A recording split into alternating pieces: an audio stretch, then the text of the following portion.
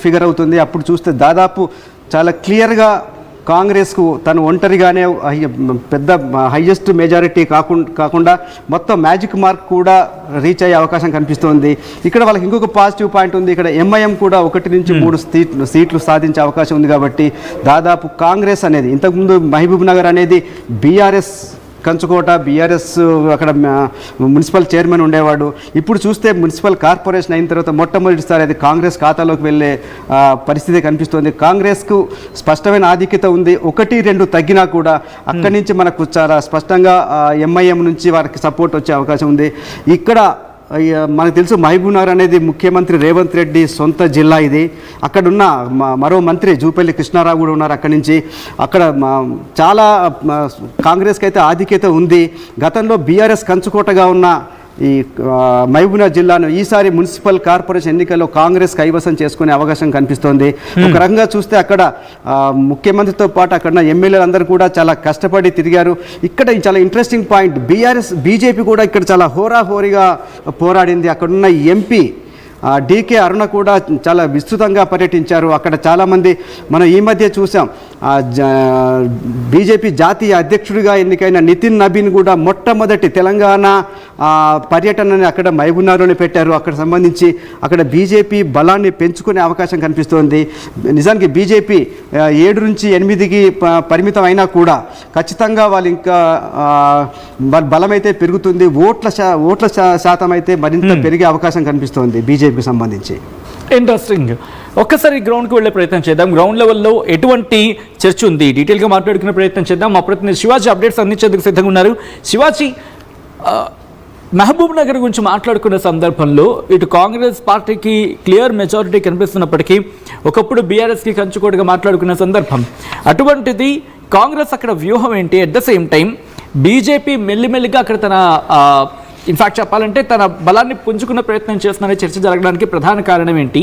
అక్కడ పార్టీలకు ఉన్న బలాబలాలు ఏంటి శివాజీ?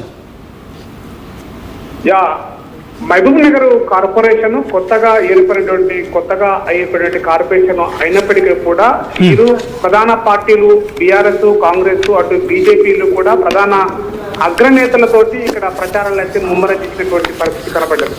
మరోవైపు కూడా 75 సంవత్సరాల తర్వాత మున్సిపాలిటీ నుంచి కార్పొరేషన్ గా ఏర్పడిన తర్వాత అటు 2 సంవత్సరాల అధికారంలోకి వచ్చినటువంటి కాంగ్రెస్ కూడా కార్పొరేషన్ మేయర్ స్థానాన్ని దక్కించుకోవడానికి కూడా చాలా ప్రతివ్యూహాలు పడినటువంటి పరిస్థితి. అదేవిధంగా ఇక్కడ గత ప్రచారంలో కూడా మంత్రి అయినటువంటి ఆరోగ్య శాఖ మంత్రి దామోదర్ రాజనరసింహ ప్రచారం ముమ్మరం చేశారు తన యొక్క అభ్యర్థులను గెలిపించుకోవడానికి. మరోవైపు కూడా బీసీ యొక్క నినాదాన్ని ఎక్కువగా కాంగ్రెస్ ఎజెండాగా మార్చుకొని బీసీ మహిళకు ఇక్కడ కేటాయించడంతో కూడా బీసీ యొక్క ఓటు బ్యాంకును మలుచుకొని ఇక్కడ మేయర్ సీట్ అని కైవసం చేసుకోవాలని ఒకవైపు కాంగ్రెస్ వ్యూహాలు పడుతుంది. అదేవిధంగా గతంలో చూసుకున్నట్టయితే మహిళల స్థానాన్ని ఎక్కువగా కాంగ్రెస్ లో ఉన్నప్పటికీ కూడా బీసీ మహిళని కేటాయించి బీసీ ఒక ఓటు బ్యాంకును ఇక్కడ చేసుకోవాలని చెప్పేసి కూడా ఈ యొక్క వ్యూహాలు పడుతుంది. మరోవైపు కూడా అటు బీజేపీ కూడా అగ్రనాయకత్వం కూడా ఇక్కడ పాగా వేయాలి. కొత్తగా కార్పొరేషన్ ఏర్పడినప్పటికీ గతంలో ఉమ్మడి మహబూబ్ నగర్ జిల్లా వ్యాప్తంగా కూడా గతంలో మక్తల్లో మేయర్ స్థానంలో ఉండేది. అటు నాగర్ కర్నూలు జిల్లాలో ఆమనగల్లో కూడా బీజేపీ పాగా వేసినటువంటి దాఖలు కనబడుతున్నాయి. ఇటు ఈ 14 నియోజకవర్గాల్లో ఒకే ఒక ఎమ్మెల్యే బీజేపీ ఎంపీగా ఉన్నటువంటి డీకే అరుణ కూడా ఇక్కడ ఉండడంతో కూడా ఇక్కడ జాతీయ ఉపాధ్యక్షురాలుగా ఉండడంతో మరోవైపు ఉంటే జాతీయ అధ్యక్షుడు నేరుగా నూతనంగా అయినటువంటి నితిన్ నబీన్ సింహ నూతన జాతీయ అధ్యక్షుని తర్వాత తొలిసారిగా తెలంగాణకి రావడం, తెలంగాణలో మహబూబ్ నగర్ యొక్క స్థానానికి రావడం అనేది చాలా ఆసక్తి రేపింది. ఈ యొక్క దిశలో బూత్ స్థాయిలో కూడా బీజేపీ పాగా వేయాలి, బూత్ నాయకులతో కూడా రాబోయే ఎన్నికలకు సంబంధించినటువంటి ప్రతివ్యూహాలు పన్నాలని చెప్పేసి కూడా దిశానిర్దేశం చేశాడు. ఆ దిశగానే కార్పొరేషన్ ఎన్నికల్లో, మున్సిపల్ ఎన్నికల్లో కూడా బీజేపీ గట్టి ప్రయత్నమే చేసిందని చెప్పుకోవచ్చు. మరోవైపు కూడా అటు గద్వాల సంబంధించినటువంటి గద్వాలలో కూడా ఈ యొక్క పాగా వేయాలని చెప్పేసి కూడా బీజేపీ పెద్ద ఎత్తున ప్రయత్నాలు కొనసాగింది. డీకే అరుణ ఎంపీ ఇక్కడ ఉండడము ఆ దిశగా కూడా ప్రయత్నాలు అయితే కొనసాగిన పరిస్థితి కనిపిస్తుంది. మరోవైపు టీఆర్ఎస్ కూడా గతంలో కూడా చేసినటువంటి ప్రభుత్వ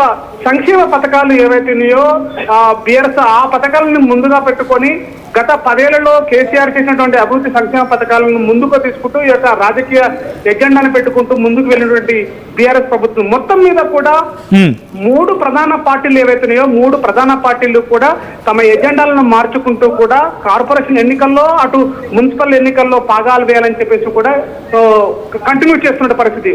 ముఖ్యంగా మహబూబ్నగర్ కార్పొరేషన్ ఏర్పడిన తర్వాత కాంగ్రెస్ పాగా వేయాలని చెప్పేసి కూడా అటు మాజీ ఎమ్మెల్యేల సైతం కూడా కోఆర్డినేటర్లను పెట్టేసి 3-4 యొక్క ఆ డివిజన్లకి ఒక ఇన్ఛార్జ్ గా పెట్టి కూడా గట్టి ఎత్తున కూడా ప్రచారం చేస్తూ అటు కింది స్థాయిలో డివిజన్ స్థాయిలో కూడా కార్యకర్తలను మోటివేషన్ చేసుకుంటగా కాంగ్రెస్ పాగా వేయాలని చూస్తుంది. మరోవైపు కూడా ఒక బీజేపీ కూడా జాతీయ అధ్యక్షుని యొక్క అవకాశంగా తీసుకొని ఈసారి ఎట్లయినా సరే మేయర్ స్థానాన్ని దక్కించుకోవాలని చెప్పేసి కూడా బీజేపీకి సంబంధించిన డీకేఆర్ను కూడా ప్రయత్నాలు కొనసాగుతున్నప్పటికీ కూడా ఆ దిశగా ఓటర్స్ ఓటు వేసే వరకు కూడా రిజల్ట్ వచ్చే వరకు కూడా ఎటు ఉంటున్నది కూడా చెప్పలేని పరిస్థితి ఏర్పడుతుంది. ముఖ్యంగా కాంగ్రెస్ వచ్చేసరికి అధికారంలో ఉన్నటువంటి ప్రభుత్వంలో ఉన్నటువంటి కాంగ్రెస్ కాబట్టి ఇక్కడ పాగా వేయాలని చెప్పేసి కూడా స్థానిక ఎమ్మెల్యేలు కూడా గట్టి ప్రయత్నం చేస్తున్నారు. అయినప్పటికీ బీసీ నినాదాన్ని తీసుకొచ్చి స్థానికంగా ఉన్నటువంటి గతంలో సీనియర్ నాయకులు కూడా మహిళలకు సంబంధించినటువంటి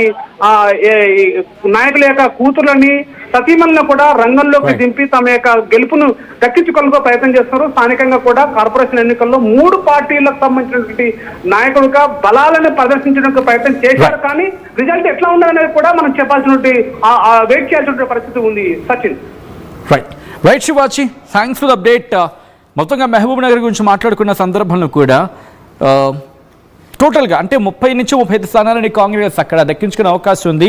ఒకవేళ అట్లీస్ట్ కండిషన్స్లో 30 వచ్చినప్పటికీ